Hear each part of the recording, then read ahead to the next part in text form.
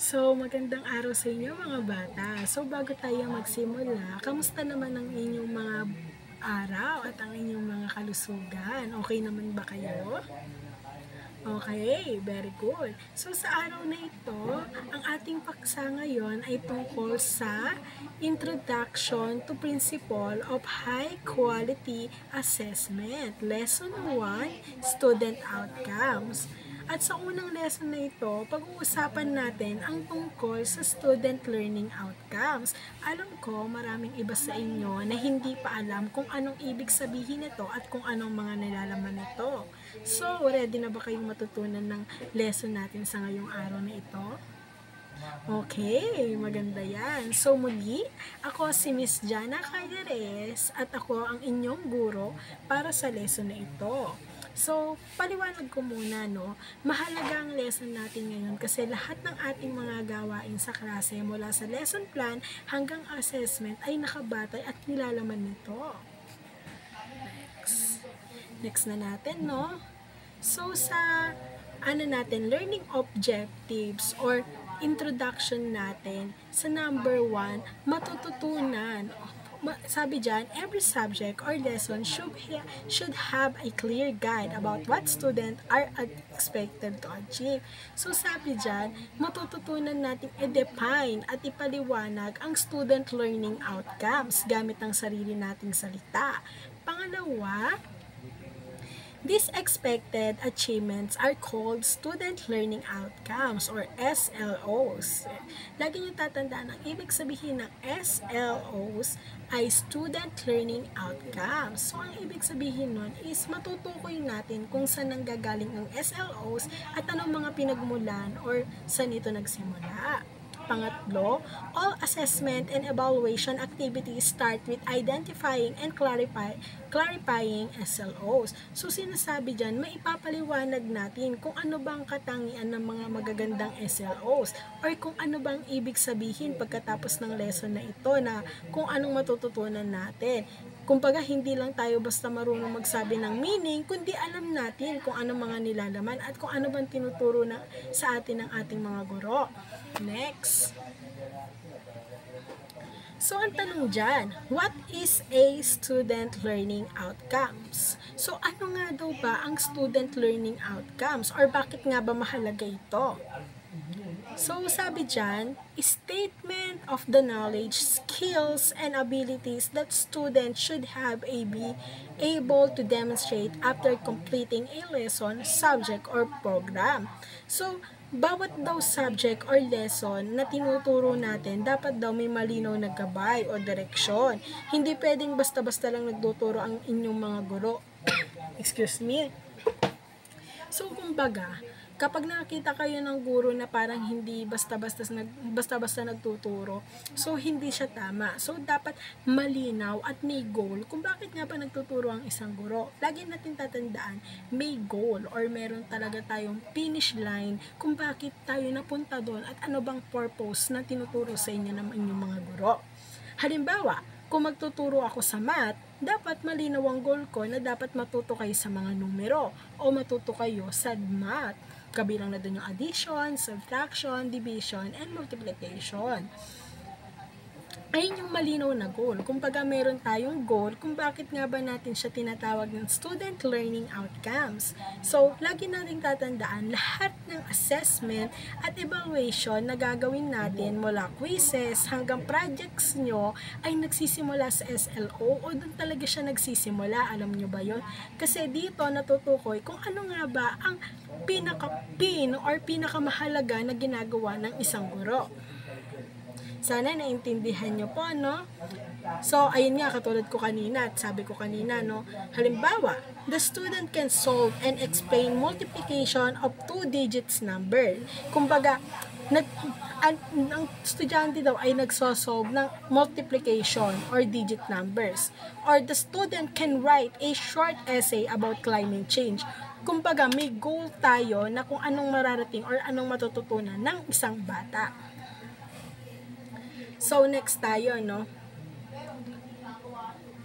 Ayan na nga yung sinasabi ko sa inyo, no? Importance of SLOs. Guide teachers in planning lesson and activities, help students understand what they need to learn, provide a basis for measuring progress and success.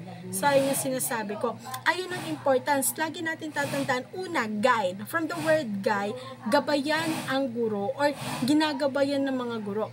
Ginagamit ito para mas maplano natin ng maayos ang ating lesson or mga activity. Hindi dapat tayo as a guro, hindi dapat tayo nagbibigay ng basta-basta pa activities sa mga bata, kundi dapat ina-align at maayos ang mga activities para sa bata. Pangalawa, help student understand what they need to learn.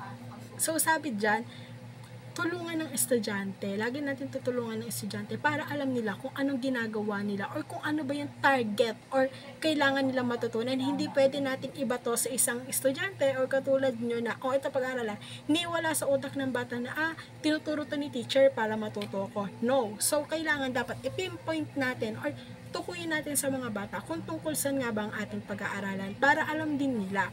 So, pangatlo, provide a basis measuring progress and success. So, sabi dyan, dito natin malalaman kung natupad ba natin ang learning goals. Next tayo, no? So, ano yan? Ayun yung example. If the SLO is explain the life cycle of butterfly, the teacher may preparing activities like drawing, storytelling, or watching videos about butterflies. So, lagi natin tatandaan, nagpapagawa tayo ng activity na konektado sa ating pag-aaralan kasi hindi natin pwedeng gumawa ng activity na hindi konektado or wala sa pinag-aaralan. Lagi siyang konektado sa atin. So, kung anong ginagawa natin. Next. So, ayan na tayo, no, sa sources of student learning outcomes. According to Navarros and Santos 2013, sources include. So, sabi dyan, number 1, school mission statement. Ito yung filosofiya at layunin ng paaralan. Halimbawa, to develop lifelong learners who are responsible citizens. Ayun ang lagi natin tatandaan. Or pangalawa, government education,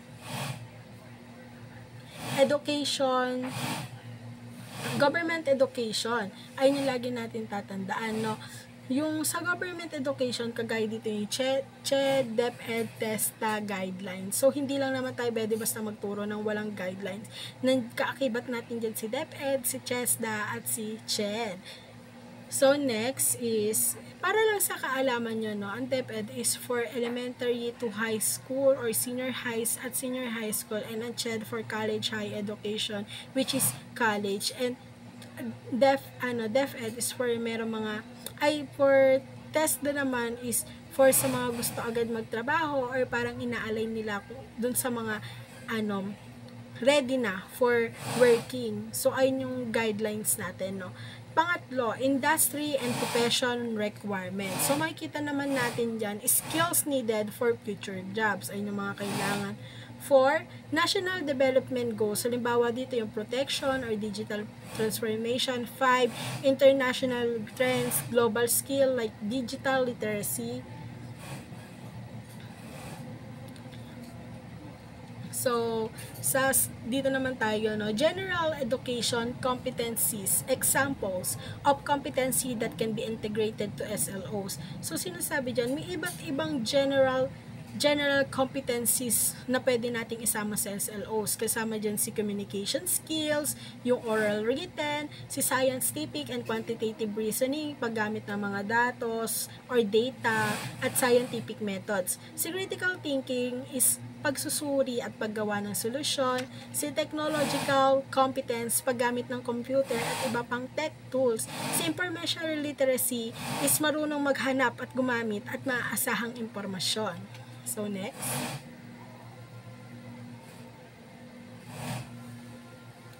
So, ano nga ba yung characteristic of good SLOs? So, good SLO should have a student center, nakatuon sa estudyante. Pangalawa, clear and understandable, malinaw at specific. Pangatlo, standard-based, naka-align sa DepEd o CHED policies. Pang-apat, agreed upon, parehong naiintindihan ng guro at estudyante. Panglima, measurable, gumagamit ng action verbs para masukat kung natutunan. Ayun yun. So, next. So, example of good versus poor SLOs. So, ayun yung example, no? Pakibasa na lang po.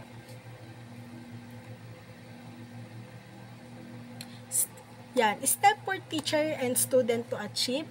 Hook connection student interest to the LSO. Explore, experience. So, ay, lagi natin tatandaan, si hook, kunin, or yung interest ng bata. Pangalawa, explore, mag-experience ng activities.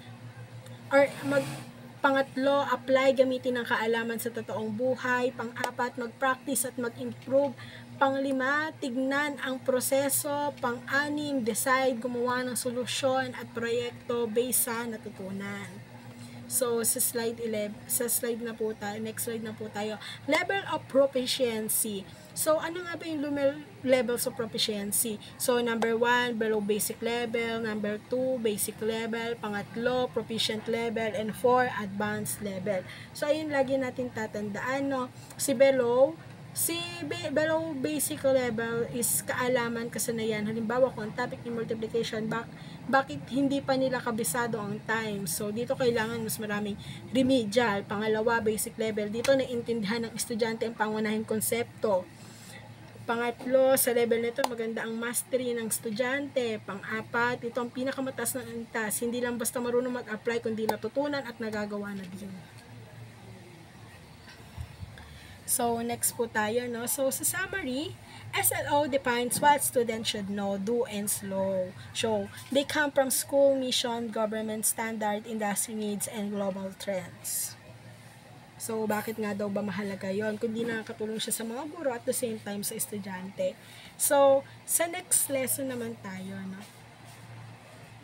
Lesson 2 naman tayo, to the introduction to principles of high quality assessment. So, the 3 types of learning assessment.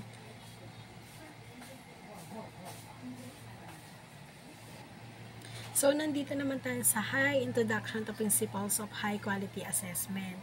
So, learning objective. So, sa aralin na ito is matututunan nyo kung ano nga ba yung different levels of cognitive domains introduced by Bloom's. Explain why 3 classification of learning outcomes are important assessment. So, next, introduction. Learning happens. So, sinasabi dyan sa introductions, no, ang pagkatuto daw ay nangyayari sa iba't ibang anyo. Noong 1956, si Benjamin Bloom ay kanyang mga kasama ay nag-identify ng 3 pangunahing domain. Ayon si cognitive, affective, psychomotor. Cognitive, mental skills or kaalaman. Affective, kaugnay sa emotions, values, attitude. Si psychomotor, physical skills at coordination. Ayun yung lagi niyong tatandaan po. So, the 3 domains, cognitive, ay ngayon sinabi ko sa inyo, ay yung mga ibig sabihin yan, nauna na. So, bakit nga daw ba importante or bakit nga daw ba mahalaga? Para masabing kompletong edukasyon, dapat na-develop ang isip or mind sa pamamagitan ng cognitive, kamay sa psychomotor, puso sa affective, or sa pamamagitan ng values at attitude. Ay ngayon sinabi ko sa inyo kanina na dapat doon lang siya. So, doon tayo sa hierarchical level. So, remembering, pag-alala ng facts, understanding, pagpapaliwanag ng gamit, applying, paggamit ng kaalaman, analyzing, paghati-hati ng impormasyon, evaluating, pagbibigay ng hatol o opinion, creating, paggawa ng bagong bagay, gamit, or natutunan. So, psychomotor domain, observing, panonood ng pag-obserba, imitating, paggaya ng sa nakikita, practicing, paulit-ulit na ginagawa, adapting, pag-adjust ng skill para sa bagong sitwasyon. Sa affective domain, receiving, pagtanggap ng idea or value, responding, aktibong pakikilahok, valuing, pinapakitang pinapahalaga ng isang value, organizing, pagsama-sama ng same values, decision making, internalizing, consistent, pagsasabuhay or values. Ayun yung ibig sabihin yan. So, examples of level actions is, halimbawa kung ang topic ay water cycle, remembering, sasabihin ang stage ng water cycle, understanding, ipapaliwanag ng bawat stage, applying, gumuguhit ng diagram, analyzing, i-compare ang evaporation and condensation, evaluating, pumili ng alin mang stage ang pinaka-importante o gumawa. So, next is example of level in actions, manood ng demonstration, sundin ng step, mag-set up ng table mag-isa, mag-adjust, ayun yung sunod-sunod lang. Effective example, honesty, receiving, makinig sa kwento tungkol sa honesty, responding, sumali sa talakayan, valuing, pumili ng honesty sa mga activity, organizing, gumawa ng rules para mapanatili ang honesty. So, lagi natin tatandaan, active verbs for writing also. So, cognitive, list, explain, affective, accept, support, respect, psychomotor, assemble, dance, draw, type, and operate. So, sa kabubuan, there are 3 types of learning: cognitive, affective, psychomotor. Each has level from complex, simple, good lesson, target all 3 to develop the whole learning, mind, hands, and art. So, sana may natutunan kayo sa ating tinalakay sa araw na ito.